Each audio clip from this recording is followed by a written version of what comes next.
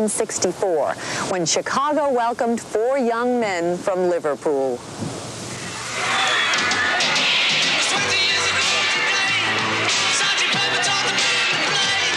It's hard to believe, but it was 20 years ago this week that the Beatles invaded the U.S. at New York's Kennedy Airport.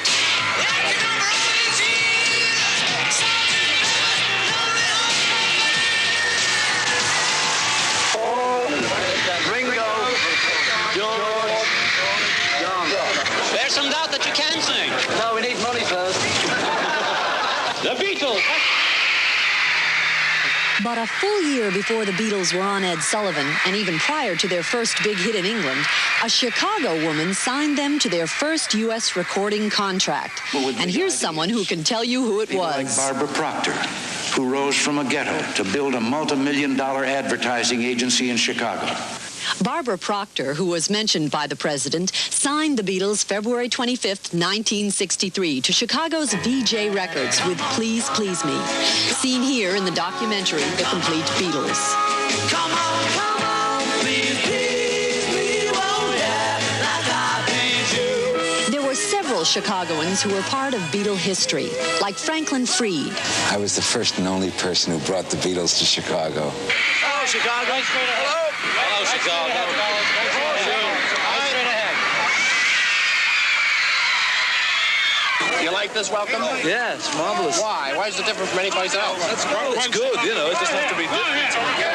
Just that we can't sing. You don't give us any chance. Who doesn't give you a chance? But if everybody's quiet, they'll walk right. The kids are breaking through out into the field. The police are having their troubles here.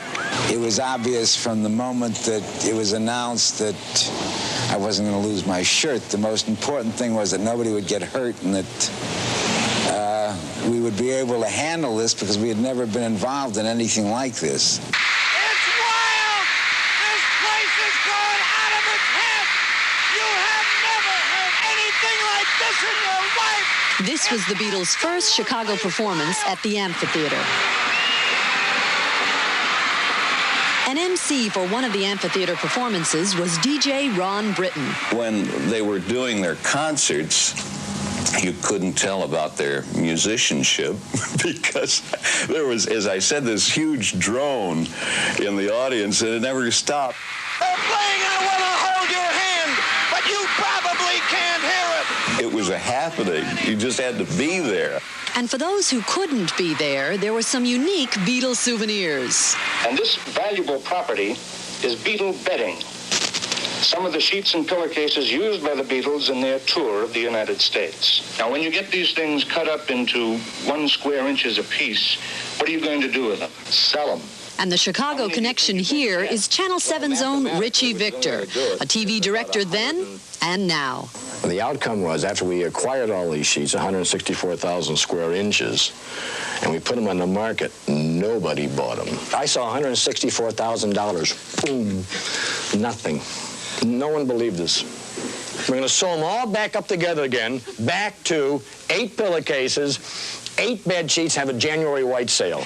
Tell me, how did you find America? Turn left to Greenland. Are you a mod or a rocker? No, I'm a mocker. The Beatles on film were charming, but not many had personal experiences with them.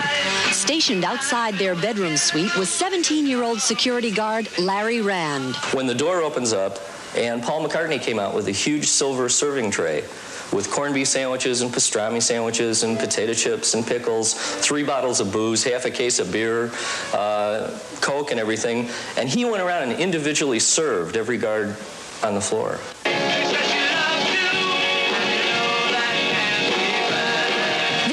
Who were touched by the Beatles and those whose lives were changed by them, like Chicago radio's most famous Beatle fan, Terry Hemmert. To say the Beatles changed my life is a cliche, of course, but it's absolutely true, because I wouldn't be here in radio, for one thing. I became a disc jockey mainly because I saw a picture of a disc jockey interviewing Ringo Starr, and I thought that was my only chance to meet those guys, was to be a DJ and interview them.